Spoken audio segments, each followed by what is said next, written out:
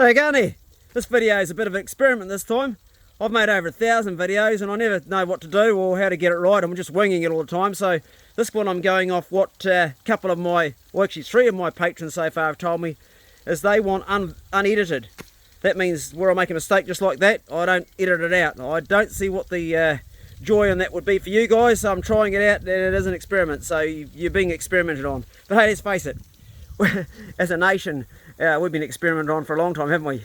Someone's always doing some sort of experiment on us. So you'll either like it or you won't. Today I'm just in the garden and I've got no plan to make a video about anything specific. I'm just videoing my life. Every Friday on my Patreon I have a Friday snap vlog, and the last one was 20 minutes long. I thought it was pretty good and they said, nah, it's too cut. We want to see everything, what's going on, warts and all, mistakes, just keep the camera rolling. So basically that's what I'm going to do. I don't really think this is going to work, but I do listen to people when they tell me something, say we'll give it a crack. Right now I'm getting my lunch, so I'll pause the camera. Oh, that's one thing I can do, is I can pause and record to make this interesting for you guys. Otherwise I'd be putting the phone in my pocket and you'd be hearing it knock against my leg all the time and it'd be darkness, so it makes sense to turn it off sometimes. In 2022 I had a bit of a health challenge, ended up in hospital a couple of times and had a bit of a battle on my hands, and it was a battle that I won. But in that year there was a lot of neglect to things like my compost. As you can see, it just didn't get turned, but more importantly my tomatoes, they didn't get staked, they hardly got watered, and they did not get weeded, as you can see. Anyway, the soil under the ground was pretty good because previous year I put a ton of sheep shit in there and chicken shit and duck shit and coffee and compost, and anything that died around the farm went in the ground. And so consequently, with all the neglect the tomatoes got, I've been getting tomatoes regularly and also sharing them with friends from my tomato patch, which goes to show you, if you're even just inherently a lazy bastard, or someone like me that is also a lazy bastard but has another battle on your hands comes along, you can still grow tomatoes. Make sure there's a bit of water and plenty of good stuff in the ground and just leave the bastards, and they do grow, and I'm still getting tomatoes off them now. Behind this net that I erected is a sad tale. It's a tale of kale. You can probably see through there if you look carefully, you probably get more than net, that everything's chewed. Oh, it's going to focus on the net, of course it is. And also I've got asparagus in there. So based on the precept that everything on the other side of the fence is greener, old mate here, which has not got a fence around him and not got a net, is completely intact, and everything inside the fence that's netted has been chewed down. This is one of the plants that Damo planted when he was staying with me. I made a wee garden for him and he put some stuff in, which he also neglected and didn't do any weeding. But for lunch today I got plenty of kale to chew on. The rabbits don't seem to be interested in the stuff that's easy. They want to get the stuff behind the fence. They're like naughty little children. Say you can't have it and they have it. Now right now I've got a lot of rabbits, so a lot of rabbits are going to die soon. They're a food source, low fat, high protein, so they're a good food source. But also I like having them there because I use them to teach young people how to shoot, and it's a good first game to start with because it's relatively easy to shoot and you can do it in a safe environment and they can take some meat home. One of the things that I want to get on top of here, which last year got on top of me and still is on top of me, is my compost that I built. There it goes there. It's got plenty of bays, and as you can see it hasn't been turned, so the weeds have taken over. But I know underneath it all there's a lot of stuff. I put this bit of Corrie plastic in here so the water would go down from the rain and feed the tomatoes, and at the end of it there's a shit ton of tomatoes growing because they got watered the most because it funneled the water straight to them. It worked. And there we have it, the egg that one of these guys has laid. And that Pukiko has come along and had a good feed, punched a hole in it, taken most of the yolk out, it's pretty much empty, and then buggered off. There's another shell over there from the Pukiko. The Pukiko not only destroyed all the eggs, but destroyed what little offspring that the ducks had, killing them all by decapitating their heads or eating half their heads while they were alive. So the Pukikos, really like the rabbits, need to be cut back in numbers. When they're not decimating my baby ducklings or my eggs, they're tearing into the apples. And that's what Pukiko shit looks like. Without a doubt, one of the best producing plants to have is courgette. Oh, this one's been eaten by a rat. Look, the end has been chewed off or something, so we've lost that one. And around here you've got to get them pretty early because they just get caned. I'm going to take this one off, it's quite young, but going to have that for lunch today. I prefer to get them when they're smaller. There's a nice courgette there. My mate, Heck. Shut up, Pace. That'll do. That'll do. I'm making a video. Shut up. No barking. Sorry about that. My mate, Heck, he told me his dad grew Cape gooseberries in the glass house. They grow wild on the coast and, oh, delicious. Recently I did another challenge, a video where I challenged myself, go on the coast and just eat stuff like this. It grows prolifically along the coast. Very high ORAC value, high in vitamin C, and bloody delicious. But he told me his dad, I think he grew one in the glass house or under a willow tree or something. And I thought, well, I've got this cutting that was washed away, it was going to die, and I planted it in this pot down here. You see down there, and it's a big bastard. It goes right up to the roof. It hasn't produced really big Cape gooseberries like the ones at the beach, but there's nothing wrong with them. And they've been, every day you can go out here and just have a little feed. In fact, you start eating the bastards and you can't stop because they are absolutely bloody delicious. And they just pop out like this here, with the little lantern type thing they're in. Very moorish, I'll say that. I eat them every day.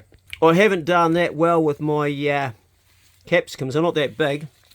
And somebody sent me up a really nice, it was a box full of something, I forget what it was. I put it in the soil last year and we got big capsicums. This year not so big. And the bloody rat's been in here. And as you can see, he's had a chew on our capsicum. I think it's a rat because there's a rat living in here.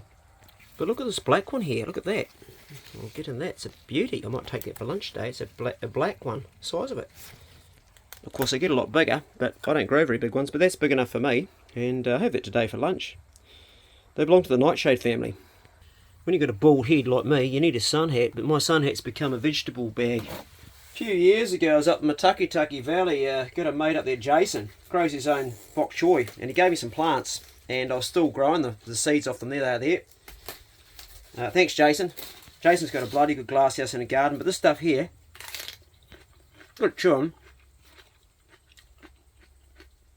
high in nitrogen. You can eat it raw, unlike other brassicas that can give you a bit of a scowl in your stomach. Plants have about 6 different anti-nutrients that they try to fire off at you to keep you from eating them. But if you prepare them right, you'll be right. Look at this little bastard butterfly here. Look at him in there. Little bastard butterfly. I caught him with my left hand just like that. Oh, he flew away. I'll get you again, mate. This time he's history. There he goes. These things here, they put all over your plants horrible bloody green caterpillars that decimate them. But anyway, for some reason, the old bok choy doesn't seem to succumb to the white butterfly. Well, I found that. What do you guys find? They lay eggs on them, but the leaves pretty much stay intact. So Jason gave me a whole lot of bok choy, and thanks Jason again, because I really appreciate that, and I've been growing it ever since. So I let some seed in the corner, and then the next year I just put the seeds up. Well, I think seeds can get quite hard to get hold of sometimes. That's one of the many plants that Jason helped me with, actually. It's been pretty cool getting those plants from Jason. What else are we going to talk about? Oh yeah, the kale. Well, I'm always growing kale because I eat a ton of it. Some of which I have seeded myself, like this one here.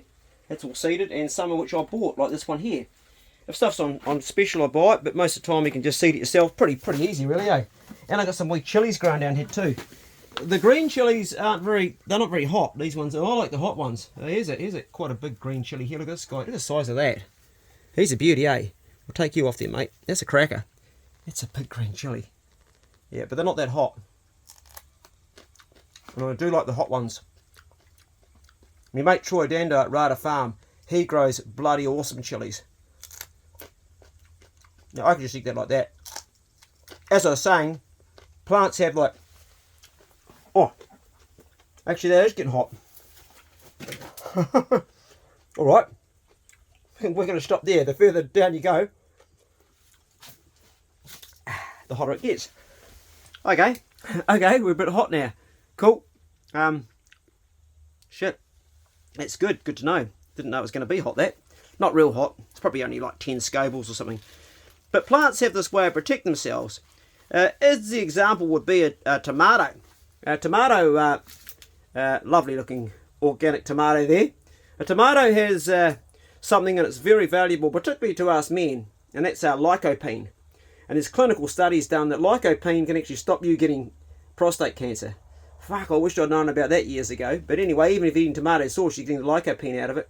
But also, it's a nightshade, and it can be very, very bad for inflammatory conditions like arthritis, particularly rheumatoid arthritis. Worse for that. So what do? It also contains lectins as well. Now lectins can cause havoc in your gut. So what do? Well, you either peel it, or you steam it, or you cook it. You don't eat it raw. And that way there you destroy the lectins, but you still get the goodness of the lycopene. That's something which really is worth doing. My mate Choy at Rada Farm, he gave me 4 of these a while ago. He grew these himself, and I think they're a rootstock for citrus. So let us know, Troy, if you're watching this, because I want to bud something on these in the winter time. And do I need to put them in a bigger pot, mate? They're all growing well in the grow house, but what do? I really like some citrus. I like the Kefir lime, although we're not allowed to say Kefir anymore. We've got to call it something else. I don't know what it is, but meanwhile, I'm going to keep on calling it Kefir, and I don't think anybody's going to be offended. And if they are, well, oh, tough, because I really don't care. I'm a bit past all these pronouns and words we can use and can't use. Kefir, and what it means is it means a little wee lime, and that's all it means. It means nothing else to me. That's what I'm referring to. What else do I want to show you? Well, I want to show you my wasabi. My wasabi is something I'm pretty passionate about, and right now it's getting the water. And it's one thing wasabi needs a lot of. It needs an absolute fuck ton of water to grow. I've got the water just running on it now as we're talking, just dribbling down here and going onto it. And as you can see, I've got these big bloody holes in the corner here. This is where the, not the dirt's receded as it might think, it's where the rats have chewed it away, because they go down the sides. But the rats love living in here, although this does need a bit of water right now. We've got some quite nice rhizomes in some of these. Some of them are quite well developed. Here's a classic where the rats have buggered it up. They've made this big bloody hole and they've dragged the plant down there. They've actually destroyed it. They have. It's actually gone right down inside there. The water will be racing into there right now. These plants, they love sulphur. So you can see the egg. I've put eggs all through this, duck eggs. Traditionally in Japan, wasabi is actually grown in rivers in sort of pea metal sized stone. Very slow moving rivers, of course, and they put their roots down into the pea metal and they take their nutrition from the water. Look at that big bastard, great big tomato there. Oh, my phone's playing havoc. I need to get some work done on it. It's flicking all around the place. Need to do an update, I think. Rogue tomatoes growing everywhere around here. You can also eat this leaf. It's quite good actually. It's a peppery taste, much the same as a rhizome. To increase the size of the rhizome, I take these bottom leaves off like this. Just pick them right out and pull them out, and you can eat them as well. I think when you see a passion fruit on the ground, she's pretty much good for chewing and chomping on. That's it there. Yeah, I'd say it's ready for eating, that one. Got a few on the ground. Got one down here too. That one's ready for eating as well, I'd say. Not sure we should take this one before it comes off. Oh, there we go. It's ready to break off anyway. Good time to get it. I'm going to need to get a bigger hat.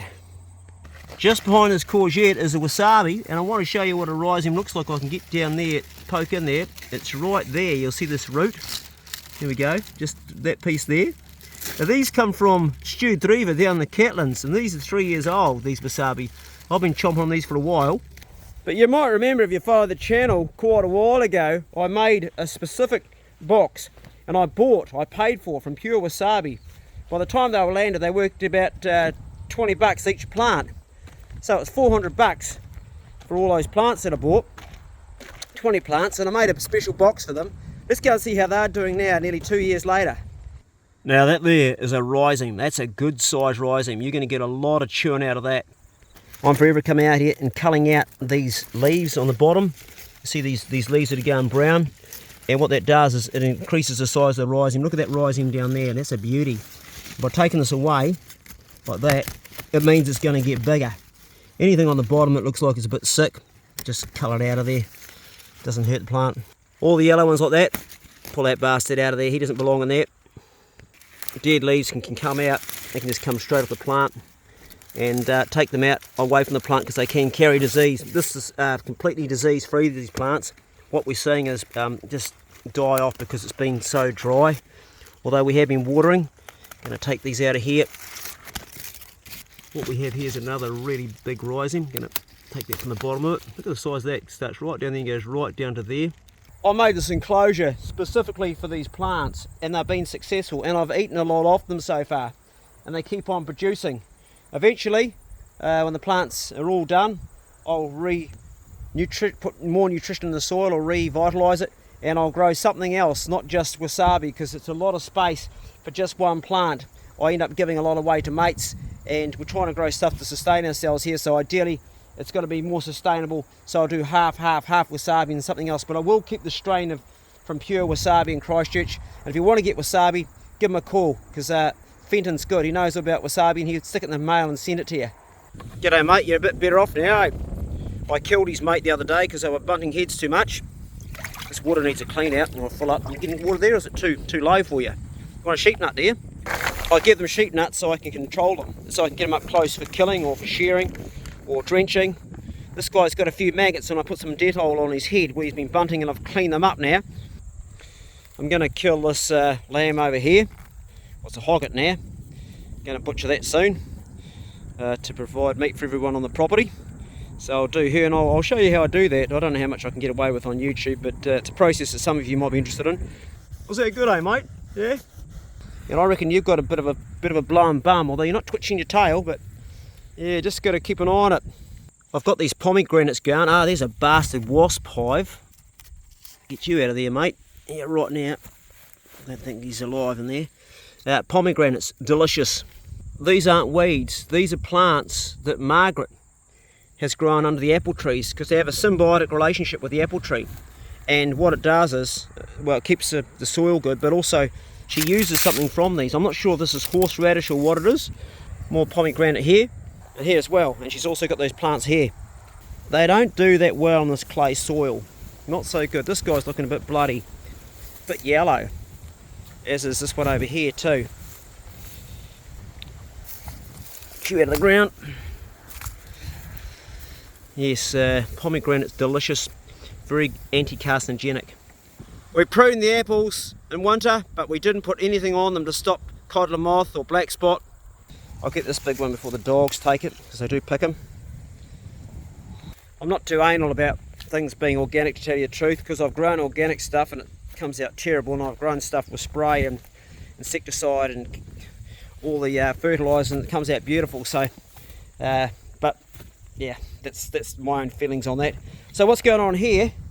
You can see we've been digging away at this little pile of silt, and we had tarpaulin over it to kill the grass using the no dig method, so the bastard rats will end up living there, and the rabbits.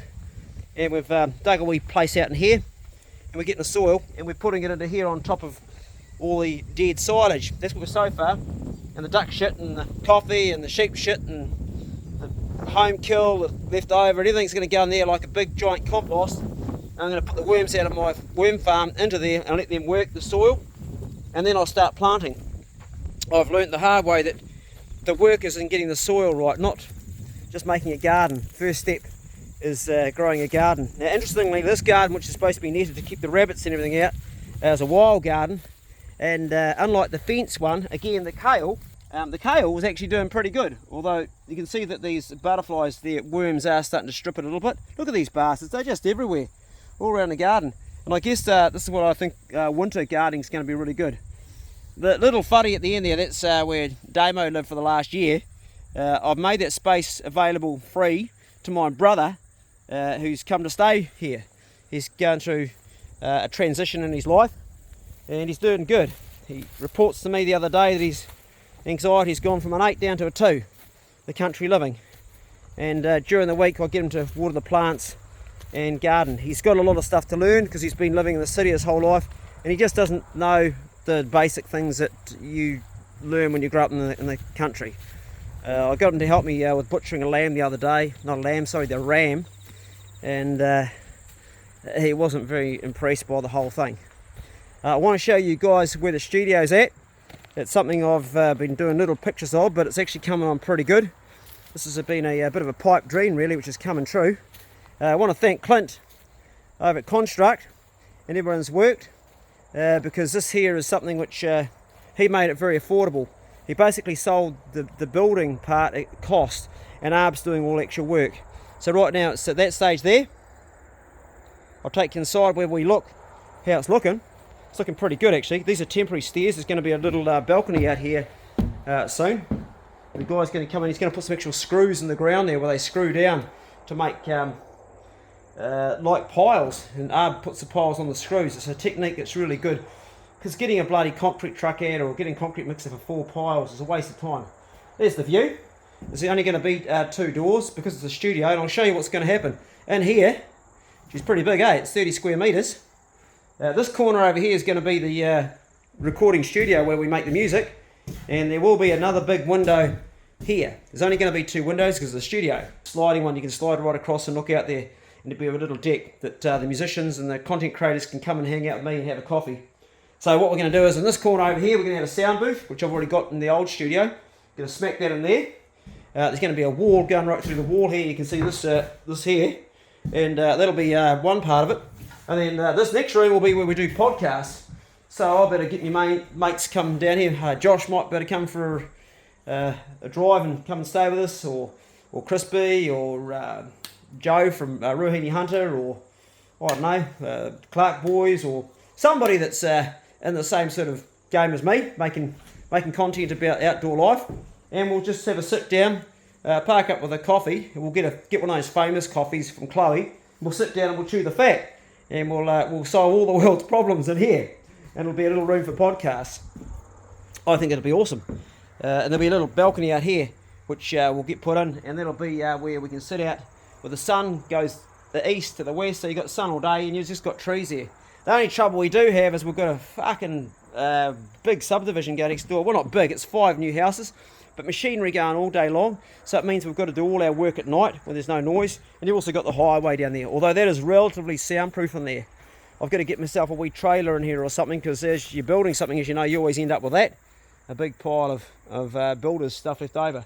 And look at the room underneath it. Look how much space is under there. You could put kayaks under there, or you could, a small person could live under that. It's a whole room in itself under there. This is space that we never used. It was really really cool to see this coming on. Once we've got this built, then we're slowly going to carry on with the house. The old farmhouse has got 2 rooms in it that are finished, my bedroom and the kitchen. And quite frankly, I couldn't care less if we never finished it again. This is more of a priority. This is the back of it. You can see Arb's braced it across. And look at the space under here. Yeah, a small person could live under here. Geez, I tell you what, you'd be pretty comfortable in it. It's very cool. Can't really stand up there, can you? Look at this stuff that they put underneath it, and still we're going to also insulate under that as well. They put this this foam. Yeah. No, I really appreciate the generosity from Clint at Construct, giving it to me at the right price, making it a lot more affordable at his cost. That was pretty awesome. When you consider how expensive it is to build stuff these days. A lot of people have been really contributing to the studio and the work around it, and yeah, grateful, and can't wait to get it up and running. It's going to be awesome. Apparently it's a separator. Separate cream from the milk, an old thing from days gone by that was in this little cellar here, which somebody put these in for their wine collection, but me, I've used it for growing my mushrooms, and they've, well, look at them. Kirsty, you asked me how's my mushrooms doing. They failed, mate. I put a lot of energy and work into them, and they didn't grow. Don't know what I did wrong, but they didn't grow. They're water mushrooms. Oh, the ones in the bags did. Those ones there, I got a few out of them, but these ones didn't. Which was a bit of a disappointment, because quite a bit of work went into that. And what I did find though is there's a absolute shit ton of water mushrooms growing in the forest that you can get for free, that you don't have to grow, that taste bloody good. And so on in the winter, but they even grow in the summer. I found some right now that I'm just going the wrong way around. Didn't mean that happened. Yeah, I found some now which are doing pretty well. Hey, look at these big lilies here. I transplanted this one here in a big bucket. Got that cheap pot at the warehouse for $15 because it had a little crack in it that you wouldn't be worried about. Directly next door to the popcorn machine is my air dryer. And air dryers are bloody good. Put your potatoes in there and camera, and it makes nice roasties. But also, I use the air dryer to do all of my water mushroom. I'm down to about half. I had filled 2 of these jars, and I throw them in the pot each day when I don't have normal mushrooms. Today I'm cooking up what's in the garden, plus I've thrown some extras in, some beans and bits and pieces. This is this white stuff on the top. I don't know what it's called. It starts with T. Is it tempura or tempeh? Trying that out from a friend. Apparently it's full of protein. Jelena. I wrote a song about her when I was at Bruce Bay. It goes, "Whoa, Jelena, have you seen her?" Well, that's some of the produce. I think we're going to put this back on the old head because the sun is absolutely brutal out there. It's coming down on me. Kitchen's looking pretty tidy right now. I got a bit of help from Hilary and Margaret yesterday. They come in here like a couple of fairies and went, whoa. I've been pretty busy working on a project trying to finish my primitive video, and things got behind and they come in and help me, and that's just bloody awesome, isn't it? Got people to look after you like that. Didn't expect it, but they went through there like a hurricane, and it's still a bit of a messy because I'm a messy bastard. I talked to you guys about these bags of growing stuff, and they really are successful. Every day I come out here and I just take a few of these off. These are just about the end of their run. This is this curly kale. They get a bit yellow. They start getting yellow, they're just about on their way out, but I get a couple of those at my lunch every day because it's good. You guys are hungry, aren't you? Yeah, okay, Super Duck, we'll give you something to eat. Look at this, look, give you an idea how many bastard butterflies there are around. They've seen this plant here.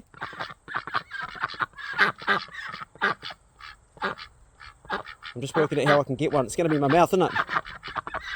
Am I that fast? Come on, come and get it. Come to Daddy. I'm like one of those fish that's got the light hanging over the front. You know those fish?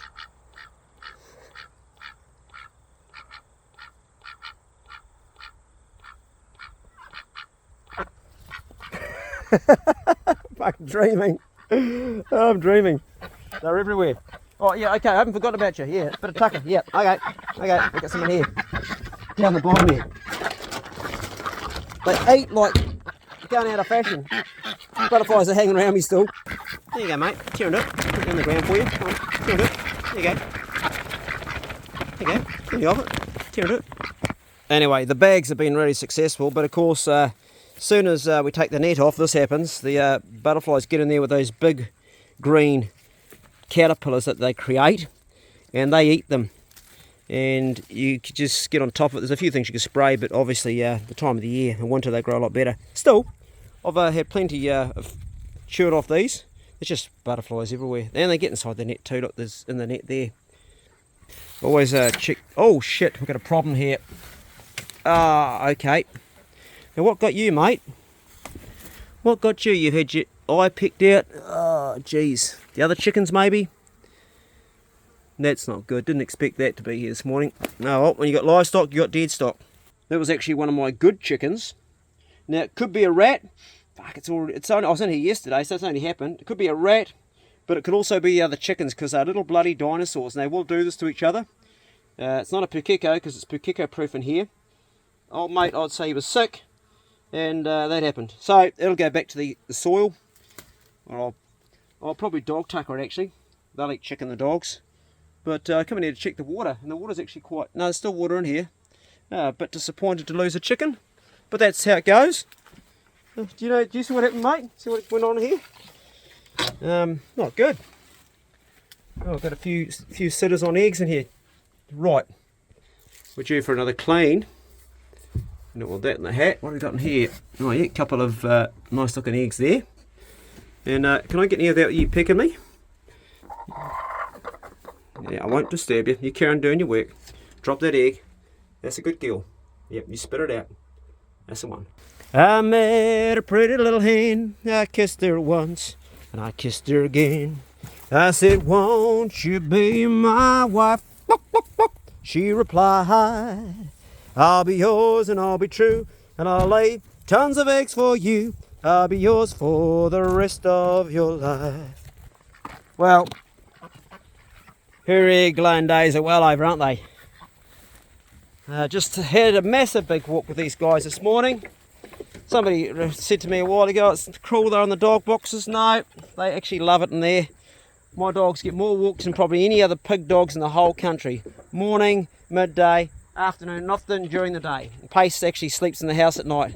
He stays with me now. Aren't you, eh? Hey, Po? Hey, Po? You good girl? Hey, you good girl?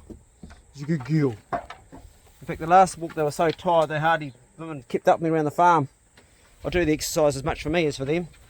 You'd just go all day though, wouldn't you? Pace never gets tired. But Bigsy's a bit sleepy in the heat, ain't you, boy? Right, I'm going to make some lunch, and I'm going to deal with that chicken. And I'm going to carry on working on the garden. I met a pretty little hen. I kissed her once, and I kissed her again. Oh, bugger. I said, won't you be my wife? She replied, I'll be yours and I'll be true, and I'll lay a ton of eggs for you. I'll be yours for the rest of your life. Well, I met a pretty little hen. I kissed her once and I kissed her again. I said, won't you be my wife? She replied. Right, same day, different hat, different shirt. Just got back from my mate David's place. And cat piss. Yeah, valuable stuff to us people that have our own gardens and stuff. And lucky for me, there's a cat on the property and I've got a bucket. Why do I want cat piss, you might ask yourself? Well, you'll see in a minute, but if you've got avocados like I've got, then you want to have cat piss. Have you put the story together yet? Have you worked it out? I'll give you a clue. David had 30 avocados and a rat went round every one and nibbled on all of them. And now he's found out that if you take the cat litter from a cat box and you stick it around your avocados, those bloody rats, they won't take your avocados. They won't come near it because they smell the cat piss and they keep away. And these are my only two that I've got. Well, there might be another one somewhere hiding, but that's what I've got. It's the first time I've grown avocados, and last thing I want is the rats to eat them. So we're going to go see Margaret and see if we can get some of her cat's piss. You guys are noisy. You're trying to do a vlog here. You've been fed 10 times a day. Well, it's a bit of an exaggeration. An apple a day. Apparently keeps the doctor away. Didn't work for me. They need a couple more weeks. Since I put that duck pond down there, the local paradise duck population's got pretty big. Actually a lot more than my domestic Pekin ducks. I'm going to go and see Margaret and see whether her cat can come to the party. I can see Margaret in there and her redhead sister Hilary, just at their seats doing their reading, having a nice afternoon on a Sunday. And look at the garden. Would you look at it? Beans, basil, gone to seed. Margaret will be keeping the seed for that. Cabbage, silver beet, sorrel, like it's going out of fashion, parsley. These plants she grows here, I think it's horseradish in the buckets. Same stuff growing around the apple trees, I think. What's that there? Not sure what that is. That'd be some herb that she's using. And she does her own compost, keeps it nice and mowed in here. All this spinach. What have we got there? Is that, not sure what that is. A stinging nettle, I think. Got peppers in there. Tomatoes. She's got some cute tomatoes. Look at these tomatoes. They're like a black tomato. Look at that. Lovely, aren't they? Courgettes and buckets. Big tomatoes. Look at that big one there. Holy shit, that's massive. That's a monster tomato. And all the water, the wastewater comes out for the dishes and everything, gets used for the plants. I'm not sure what they are, but Margaret will be growing them for something. It's a good view, isn't it, from the houseboat? Oh, I came at the right time. Dinner. Smells good too. What are you ladies chewing on there? What do you got in your plate, Margaret? Oh, it smells good. Is that a curry? No. Looks like a curry. No. Chicken? It's got chicken in it. Ooh. You got the greens. You got your greens. Good on you. Can you shut the door, please? Yes. Oh, yeah. Yeah, we don't want Tarquin jumping out, do we? Hey, Tilly. Tilly the toilet brush all day long. Tilly the toilet brush sang this song. Tilly, Tilly, Tilly, Tilly. Tilly the toilet brush. How you doing? Zucchini and greens. All out of your garden? Yeah, except for the onion. Oh, yep. So all the other veggies out of your garden. Yum. Well, that smells nice. Not homemade this time though. Oh, you didn't make that pasta yourself? No, not this time. Takes too much work. Yeah, it's a lot of work. Didn't feel like it today. Fair enough. Sunday, shut out day. Smells great. Smells really good. I think I've got to go cook some food. So I've come up here to get Tarquin's cat pee. I've been with David at Enderby and he tells me that if you put cat pee around your plants, the rats won't go near it. They smell it and they keep away. Oh, that's really awesome. Yeah, that's a good idea. so cats are pretty valuable. You heard that one before? No, me neither. Yeah. That's a good wee thing, eh? You can sift it out. Yeah. Never had to do that. It's one thing you don't have to do with dogs. Yeah, well, this has to be done every day. Right. This is where Margaret puts all the pee, and I can see my dogs will be down here because they're dirty bastards, and they actually eat the cat poo. Never thought there'd be value in cat poo and cat piss. Right. By the avocado. All around here. We'll see whether that makes a difference. There's been a rat living down here too, so a little bit there. And that big hole in my wasabi, there you go. They're going to get a fright now, aren't they? They're going to think, hold on a minute. And some down that corner as well. And some on the far end for good measure. Well, not on the plant. I don't want it on the plant. I want to eat the plant. There we go. Some by my courgette. We know the rat's been chewing that there, so some in here as well. Spread it around, just so they know that it's a no-go zone. The grow house gets eaten quite a bit by different things like rats and mice. We'll keep that for other spots that come up. It stinks of cat piss. Hey, Super Duck. How you doing, eh? How you doing? You're pretty friendly, aren't you, mate, eh? You don't really run away from me, do you? Eh? Kiss me hand, yeah. Say good day. Say good day. Say good day. Say good day. There you go. Say good day. Okay, don't get aggressive. What's all that about? Bloody hell, I raised you. Quack, quack, quack. You gonna be friends, eh? You're a bit funny, aren't you? It's time to start harvesting these. You know it's time because look, the birds start harvesting them. It's a massive grapevine. It grows wild here, pretty much. I'm going to take that whole bunch off, just like that. Take them inside tonight for dessert. So there's a whole lot. They're growing up all through here, wild. We don't spray them or do anything. This wild, heaps. And right up there, they're growing. They're everywhere. Up there, heaps of grapes. They're all grown through this native bush. There's just heaps of them. Look at that up there. They're everywhere. Of course, all the wild birds come in here and they feast on them. And why would they not? The size of those ones are massive. They're like plums. Great big grapes. Oh, all the right to the top. We'll never get the ones up the very top there because it goes right up there real high. There's grapes as far as the eye can see. That's right up high. Right up there. That's a long way up. You get an idea, don't you? Heaps of grapes grown. Beautiful. Sweet. These are very organic. There's nothing ever done with them ever. They're not pruned. I guess they're just a wild one that someone once threw in the garden and it got out of control and it just grew like this. Oh, I've just discovered I've got a... Oh, awesome. I planted this little tree here. I've got a wee lime here on it. Cool, just down here. It's the first actual... It may actually be a lemon, not a lime, because the leaf is a different shape. It's got its first fruit. Yeah, that's not a kefir. This is what the kefir looks like. It's like two leaves. As is this one that was nearly dead and I pruned it right back and it's actually growing with the right leaf now. So now it's good. Hey guys, that's my homesteading video. I hope you enjoyed it. Nothing flash, just another day here on the farm. I'm going to put some kumara and potatoes into the air fryer for my brother Tristan and me, cook them up. And that's our dessert tonight, grapes, yum. I hope you did enjoy this very nondescript type of video, which is just a bit of a mishmash of the day. And thanks for following me if you're still watching, and be good. At least try and be good. If you can't be good, be careful. I know I'm not always careful. We'll see you later, and thanks again for watching. Cheery.